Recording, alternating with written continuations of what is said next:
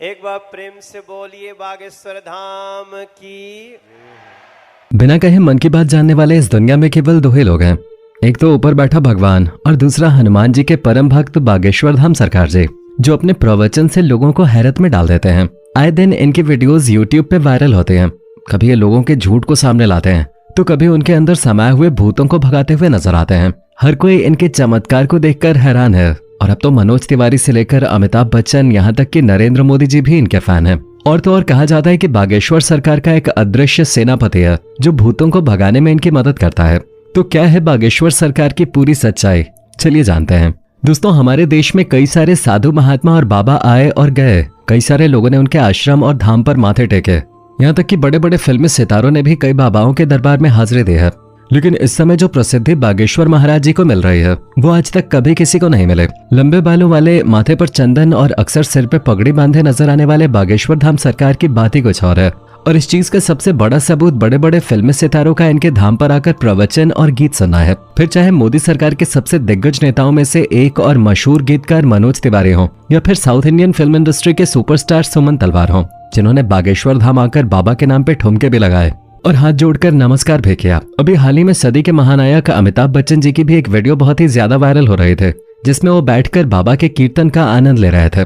पर दोस्तों, ये सब कुछ एक रात का चमत्कार नहीं है, बल्कि इसके पीछे एक ऐसे बच्चे की कहानी छुपी हुई है जिसके संघर्षों के बारे में जानकर आपके भी होश उड़ जाएंगे। क्योंकि सोशल मीडिया पे एक बार अगर कोई वायरल हो जाता है तो उसकी जिंदगी बदल जाती है। लेकिन बागेश्वर धाम सरकार तो हर हफ्ते वायरल होते हैं। उनकी वीडियोस ट्रेंडिंग पे जाते हैं और लोग अपना सारा काम धाम छोड़कर इनकी बातें सुनते रहते हैं। हजारों की संख्या में लोग अपनी मनोकामनाओं को पूरा करवाने और अपनी तकलीफों को दूर भगाने के लिए बागेश्वर धाम दर्शन के लिए पहुंच जाते हैं। और ये सब कुछ मुमकिन हो पाया है बागेश्वर धाम जी के चमत्कारों की वजह से। कहा जाता है कि स्वयं हनुमान जी की कृपा बागेश्वर बाबा के ऊपर बनी हुई है और उन्हीं की असीम शक्तियां हैं, जिनकी सहायता से बागेश्वर धाम सरकार किसी के भी मन की बात को जान लेते हैं और उसके बताने से पहले ही कागज पे उसकी समस्याएं लिख देते हैं, जिसके कई सारे प्रमाण अपने वीडियोस के जरिए देखे होंगे। स्टेज पर आकर जब कोई अपनी परेशानी बताता है तो बागेश्वर सरकार उसे पहले से ही लिखे हुए पन्ने को पढ़ने के लिए कहते हैं, जिसे देखकर भक्तगण पूरी तरह से आश्चर्यचकित रह जाते हैं। क्योंकि जो दुख और परेशानियां उन्होंने बाबा को अभी बताई भी नहीं थी, उनके बारे में बाबा पहले से ही पन्ने में लिख चुके थे। जिसके बाद बाबा सभी के सामने परेशानियों का हल बताते हैं और ये विश्वास दिलाते हैं कि भक्तों की परेशानी दूर हो जाएगी।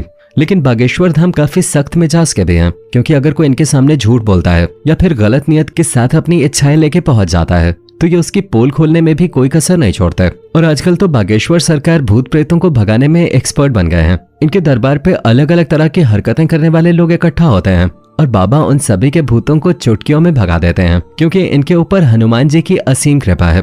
वो कहते हैं ना कि भूत पिशाच निकट नहीं आवे, महावीर जब नाम सुनावे। और महावीर से याद आया, जो लोग हनुमान जी के परम भक्त हैं वो कमेंट बॉक्स में जय श्री राम लिखना न भूलें। हनुमान जी के परम भक्त बागेश्वर सरकार जी का असली नाम पंडित धीरेन्द्र कृष्ण शास्त्री है, लेकिन लोग इन्हें बागेश्वर धाम वाले महाराज या फिर बागेश्वर सरकार के तौर पे जानते हैं। पंडित धीरेन्द्र कृष्ण शास्त्री का जन्म 4 जुलाई 1996 को मध्य प्रदेश के छतरपुर जिले में छोटे से गांव गढ़ा में हुआ था। ये एक बहुत ही गरीब पंडित परिवार से ताल्लुक रखते हैं। बागेश्वर सरकार अपने एक इंटरव्यू के दौरान बताते हैं कि जब वो मात्र 9 साल के थे तब उनका मन बालाजी महाराज की सेवा में लग गया था। इन्हें हनुमान जी की भक्ति और उनके प्रेम के सिवा और कुछ भी नजर नहीं आता था। बागेश्वर महाराज का कहना है कि हनुमान जी की भक्ति और उनकी कड़ी साधना का ही परिणाम है कि उन्हें ऐसी सिद्धियां प्राप्त हुई हैं जिनकी वजह से वो लोगों की सहायता कर पाते हैं। असल में धीरेन्द्र शास्त्री ने अपनी शुरुआती शिक्षा अपने दादाजी के साथ रहकर प्राप्त की। कहा जाता है कि इनके दादाजी भी अपने समय के बहुत बड़े विद्वान शास्त्री हुआ करते थे और उन्हें भी दिव्य शक्तियां प्राप्त थीं। इनके दादाजी भी दिव्य दरबार लगाकर लोगों की समस्याओं का हल करते थे। तभी से धीरेन्द्र शास्त्री ने अपने दादाजी को अपना गुरु मान लिया और उनसे ही सारी चीजें सीखने लगे। दादाजी के साथ रह के ही इन्होंने रामायण और गीता जैसे धार्मिक ग्रंथों का अध्ययन किया। लेकिन अगर प्रारंभिक शिक्षा की बात की जाए तो बागेश्वर सरकार ने अपने गांव से ही 8वीं की पढ़ाई पूरी की और फिर उसके बाद अपनी आगे की पढ़ाई करने के लिए इन्हें गांव से करीब 6 किलोमीटर दूर जाना पड़ता था, क्योंकि गांव में हाई स्कूल नहीं था और केवल 8वीं तक की पढ़ाई की सुविधा थी। इसी तरह घर से चलकर इन्होंने स्कूल तक का सफर तय किया और अपनी 12वीं की परीक्षा दी।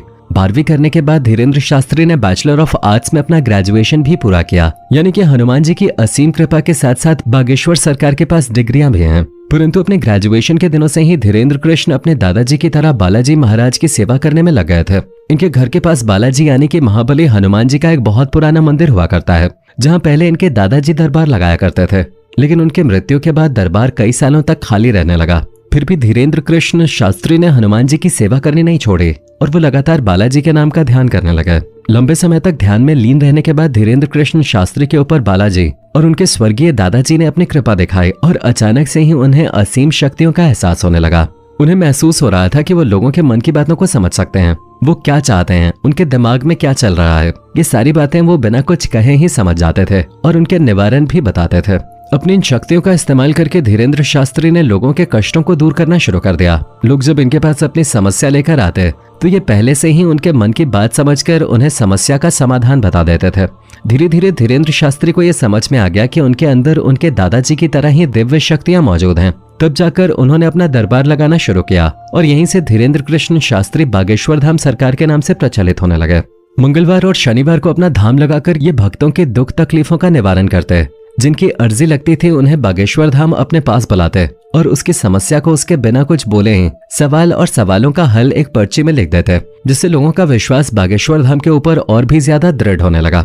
आप ये जानकर हैरान रह जाएंगे कि बागेश्वर धाम सरकार ने केवल भारत ही नहीं बल्कि पूरी दुनिया में अपने दरबार लगाए हैं और लाखों की भीड़ को इकट्ठा करके उनकी मदद कर चुके हैं। कुछ लोग तो इन्हें साक्षात भगवान समझते हैं, हालांकि कुछ महिलाएं ऐसी भी हैं जो बागेश्वर धाम की खूबसूरती को देखकर उनके ऊपर अपना दिल हार बैठते हैं और उनकी बातें सुनने और उन्हें एक नजर देखने के लिए उनके धाम पहुंच जाते हैं। पर अपने सख्त मिजाज के लिए मशहूर बागेश्वर धाम का ध्यान इस तरह की चीजों पे बिल्कुल भी नहीं लगता।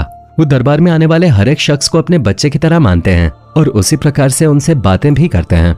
वैसे दोस्तों, हमारे देश में जहां बाबाओं और तांत्रिकों की छवि इतनी ज्यादा खराब हो गई है, जिनमें से आधे से ज्यादा तो जेल की हवा खा रहे हैं। जैसे ही किसी बाबा के ऊपर विश्वास होता है, उसके काले कारनामों का चिट्ठा खुलने लगता है और लोग इन चीजों के ऊपर विश्वास करने से घबराने लगे हैं। इस माहौल में अगर कोई 26 वर्षीय शख्स अपनी दिव्य शक्तियों से लोगों को हैरान कर दे तो दुनिया के मन में सवाल तो उठेंगे और इन्हीं सवालों का जवाब ढूंढने के लिए कई सारे मीडिया कर्मी भी बाबा के दरबार में चोरी चुपके जा चुके हैं ताकि बागेश्वर धाम की सच्चाई जान सकें। पर इतने सारे स्टिंग ऑपरेशन करने के बावजूद भी कोई ये समझ नहीं पाया कि आखिर बागेश्वर सरकार लोगों के मन की बात को कहते हैं, क्योंकि कई सारे नए लोग जो दरबार में आए होते हैं उनकी अर्जी लग जाती है और जब वो बाबा के सामने जाते हैं तो उनके मन की सारी बातें बाबा पहले ही लिख चुके होते हैं। इस तरह की चीजें देखकर मीडिया कर्मी भी हक्के बक्के रह गए और लगातार बागेश्वर बाबा को लेकर जांच पड़ताल कर रहे हैं, लेकिन अभी तक उन्हें कोई भी ऐसी चीज प्राप्त नहीं हुई है जिसे लेकर वो बागेश्वर धाम सरकार के ऊपर किसी तरह का आरोप लगा सकें। शायद इसीलिए बड़े बड़े नेता और अभिनेता बागेश्वर धाम के ऊपर विश्वास करने लगे हैं।